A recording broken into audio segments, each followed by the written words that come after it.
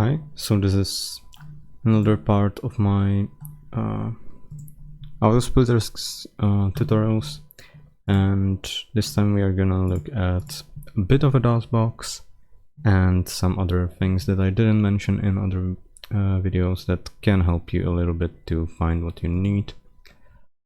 So I will mention that I run on DOSBox 7.074. This is Gabriel Knight 2 if you want to test it, but there are other games that are smaller than that you could test it on. Also in scan settings, it's important to have mem mapped enabled.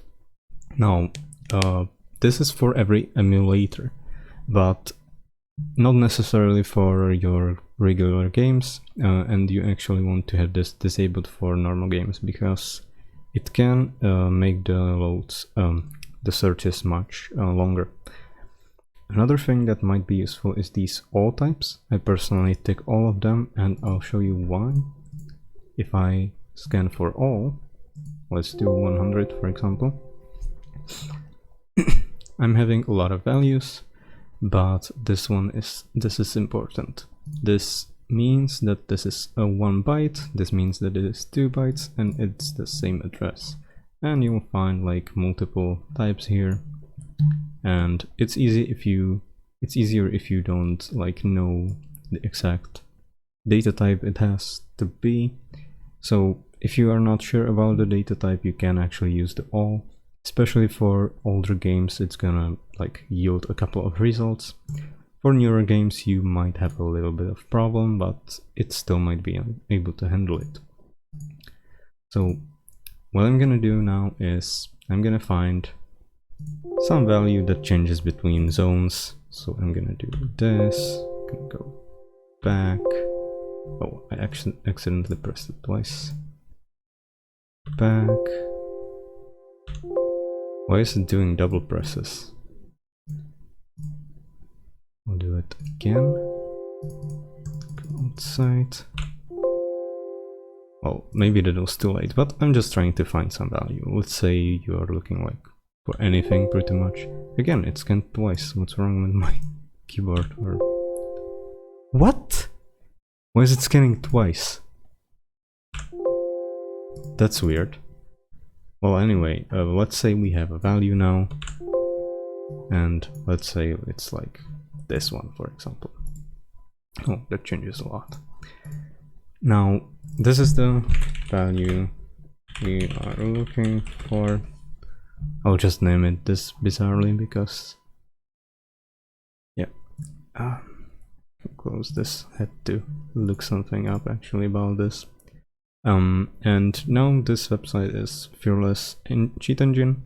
You might find a lot of cheat tables for games here, especially for older ones, games that are on GOG. There's like so many of them. You might be able to find some useful things for your auto splitters.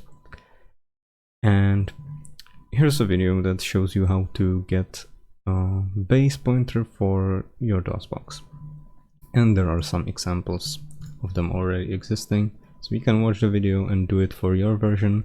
Or I'm using 7.4, so I'm gonna just take this one and I'm gonna put it here. So let's call it base. Oh no, let's put this here, or actually it should go here. Let's call it this, and let's call it base. So now, if we add the base as a pointer, we now have this address, and this address is important because once we find this address in DOSBox, we are easily able to get to this address. So we can use hex calculator, or we can actually use the fact that DOSBox kind of can calculate this. So I will take the value, the address of the value I found, and I'll subtract the address the pointer points to. So I'll do DE 320. You also don't need the leading zeros. You can just remove them if they are before it. They don't matter. And here I only am looking for this number, and this will be the offset. So if I took this, let's just, so this is offset to value, base pointer, just to make it clear, base pointer plus offset. And if we just add the offset to this right now, we'll do 1D7FB42, you might see that it's pointing to the same address as this one. I'll actually make it all 1 byte just to not confuse you. Type byte. Okay, they are the same. So just a little recap, what I did here is I added the base pointer, and that is just to get this address. I found a value, and I get its address as well. And then I take the address and I subtract this one from it. You can do it on hex calculator again, or here in Cheat Engine. So this is just calculated offset, and that is this minus this. You will know that is the proper order, because if you do it the other way around, you would have some weird numbers such as this, and that's not what you want. So you cannot pretty much mess this order. For some values that are too high, you might actually have like a negative offset, but the problem is that these values usually won't work. So that's not gonna happen probably. You're probably not gonna find too many of them. You can see there's just a couple that are smaller than this. So the next thing is, we now have a pointer to this, but you can see that this doesn't make sense because you cannot use this in DOSBox, in ASO scripts. The first idea you probably had was just make a pointer scan, and this is actually what you would have to do if you wanted to pointer scan for it, because the offset, as you can see here, we calculated this, and it's so big compared to how it's usually. So that's why you would have to do a pointer scan with a very high offset. However, you only need like max level 1 or 2, so that kind of balances it out, but it would still take some time. And they might not even be consistent, so be careful about this. This usually is very consistent.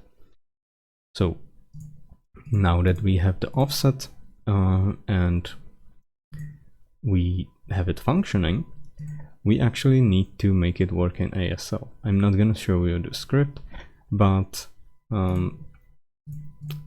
basically we have this address and not this address, this pointer, and we need to convert it to something that ASL can accept. So that's very easy. You can take DOSBox, DOS, not docs, DOSBox.exe and subtract the number from it. Oh, no, the other way around, sorry. Because this is within DOSBox, so this is inside of DOSBox, so you just need the difference. And this is another pointer, or offset. So you take the one that actually, you take this one actually, the one that we found on the website or harvested it on our own with IDA, and we just subtract DOSBox from it. That's all we need to do. And we will get to, let's call this base pointer offset, or I'll call it ASL offset just to make you happy. And now that we have this, we know that we can create pointer, and the pointer will look something like this. So I'll just add DOSBox exe plus this, because when you do pointer scans, it always looks like this. There's DOSBox.exe or the exe file plus some offset. So the offset in this situation is what we just calculated. So that's 193A1A0. And now it's going to be very simple. We just take the calculated offset to the value, and boom, we are where we need to be. So now all you have to do in ASO script, it will look something like this. Let's say let's make it a byte, and it would be something like, well, let's do something, and it would be this part and this part. So it would look something like this, and it would work just fine. So just to recap, you find this pointer on the website and you just add it here. So you can see that it's pointing to this address, and you take that address, and after you find a value, you get the address of the value and subtract this address from it, and you will get this pointer. So as you can see here, this is here, the value address, and this is the address of the base pointer. So we add it here, get this, and then take the value, subtract this. Next, you get the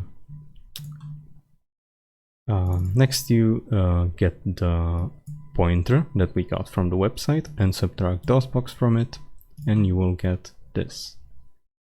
And as a final result, you add DOSBox plus that, the result, and the pointer that we calculated, the offset that we calculated. It's really not that hard. Try to just look at other DOSBox auto splitters, or although there are not many, or if you just go through this really slow, you will kind of get it.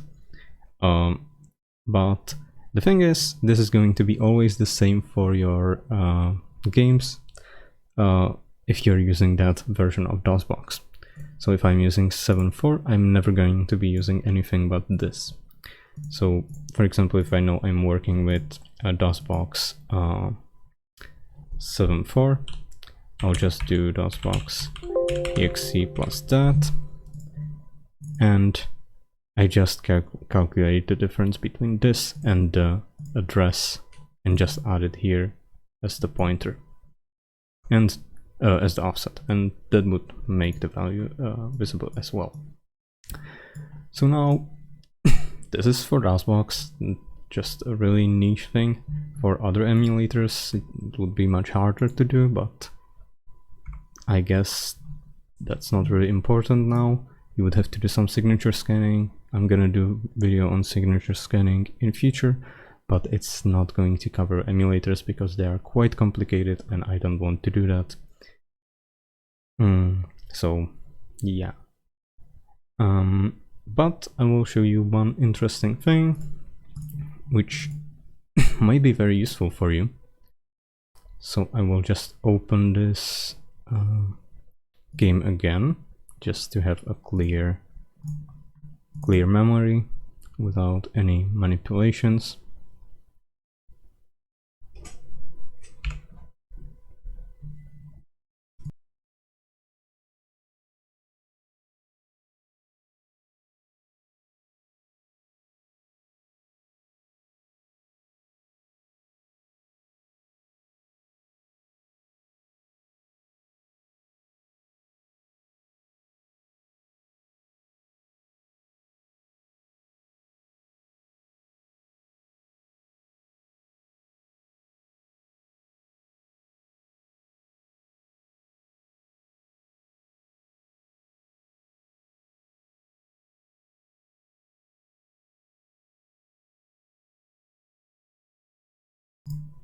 Okay, sorry, I had to leave for a second. Now that I have DOSBox open, what I said before was I wanted to make a scan. I wanted to change like whenever I pass through location. So now you would be thinking that this might be useful for auto splitting, and it actually is. I don't know if it's exactly possible here, but I'm gonna show you something that could be very useful. So now we don't know what location we are in. We just spawn somewhere, and yes, in many cases it could be something like area number 0 or 1, and then the next one would be like 2, 3, etc. But then you come to something that has many paths, and you have no idea which one is like 5 or 6.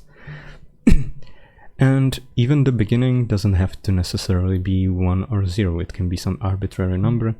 So that's what unknown initial value is going to be for. And when I do a first scan, I'm going to get these many values. And the first scan is actually quite important, because the first scan actually saves the results. And you can see this compared to first scan, which might sometimes be very useful. So now we have some value that we know is here, and when we enter the next area, I will do a changed scan. So changed value, and now I can save the scan results. And I'll give it name scan result 2. Let's do that. And then when I enter the outside, I will give it a changed value scan, save them, and then I'll go to another area, changed value, and I'll do another save scan. So now I know that when I get back completely to the first room, I need to remember the path, which is not that hard. I can get here, and I can compare to the first scan or any of the saved scan. So I will compare to the first scan, and I will do actually unchanged value. So now these are all the values that were like this in the first room, and now I compared them to that. So when I go to the next room, I can compare against the second one, because I made this one in the second room, and I can do unchanged value. The same thing goes for the next place. So I will just load the scan result 3. Unchanged value. This made 2 scans, but it shouldn't matter. It shouldn't matter too much, because we want this number to be consistent through that area. And we get to the final one and make scan result 4. And oh no. Oh yeah, unchanged. Okay, that's fine. We can do a couple more unchanged values. And now we can do it like the other way around, for example. So let's do compare to scan result 3. So I'll do unchanged again, I'll go inside.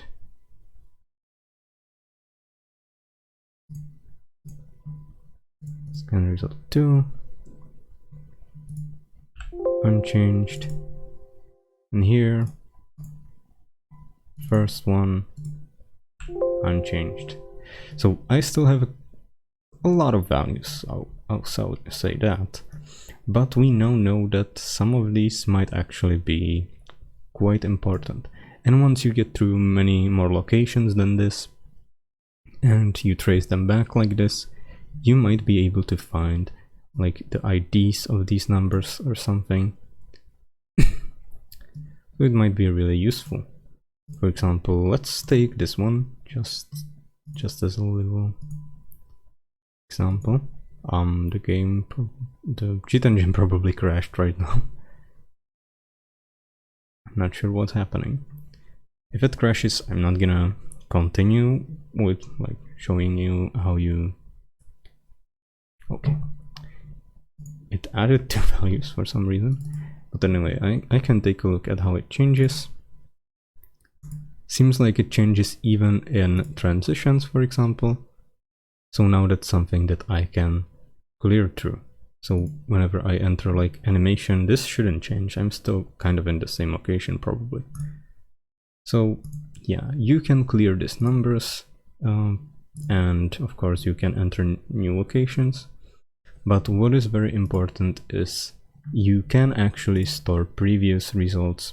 So if you don't know how level 1 is called in the game, or level 2, level 3, like you might have chapters, but they are named differently in the game. They might be named by some weird number. So you just save these scans and then you compare against them.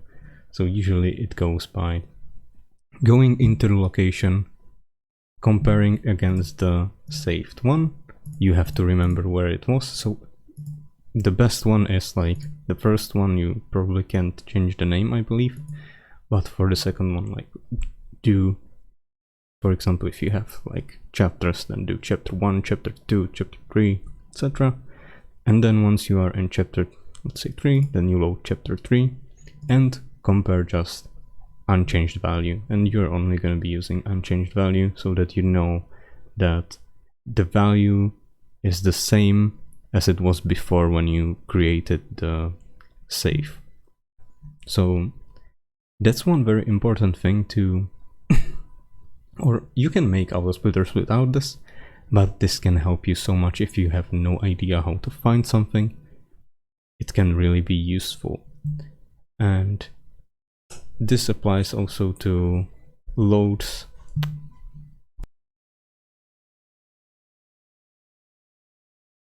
This applies also to loads, so if you don't know if the value in the load is like 1 or 0 and in the game it's the other thing, you don't have to scan for that and you can use the unknown initial value with this.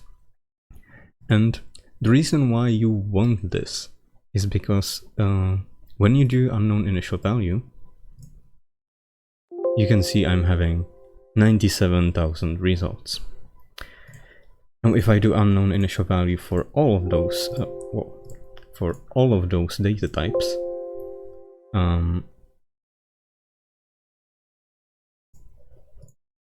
it only shows me the addresses anyway, but it would be a lot of values, and you would have to probably separately use that.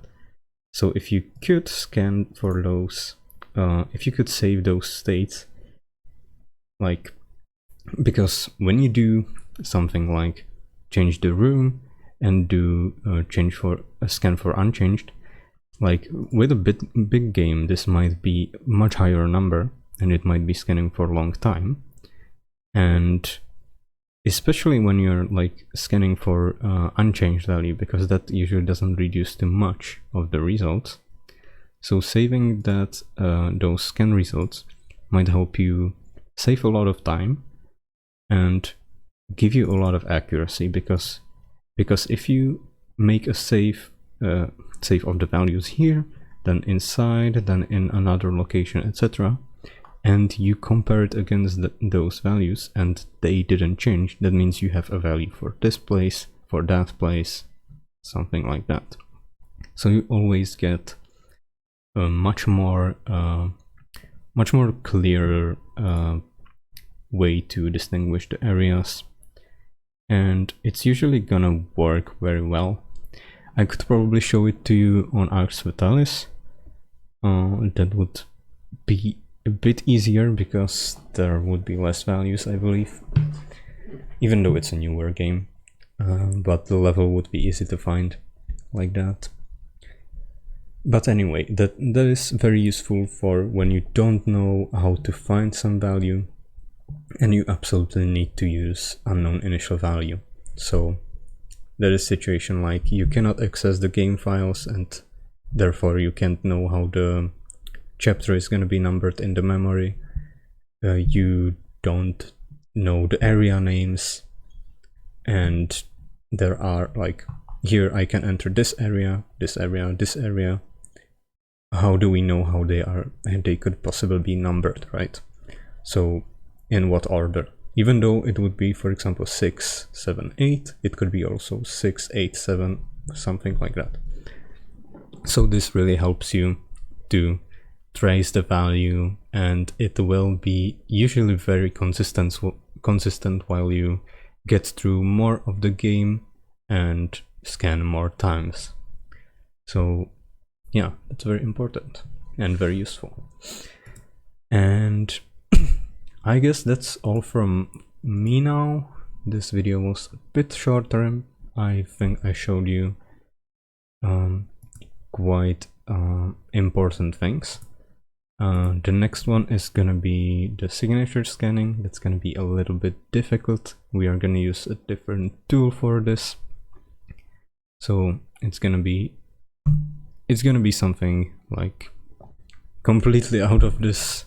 We are not going to even be using scans, so that's gonna be also like kind of mind-blowing that we don't have to do that sometimes.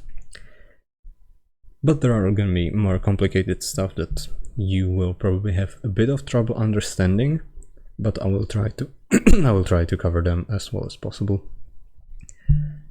But I'm not sure where that video is, when that video is coming out, so I will just finish it here. If you have any questions about this or comments, feel free to let me know.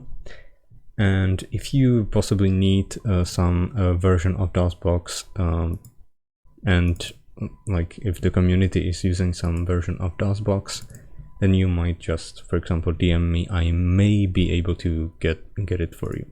But in any case, if you don't understand anything I said here, you can just do the scan with a high offset here, and you might be lucky, it might work.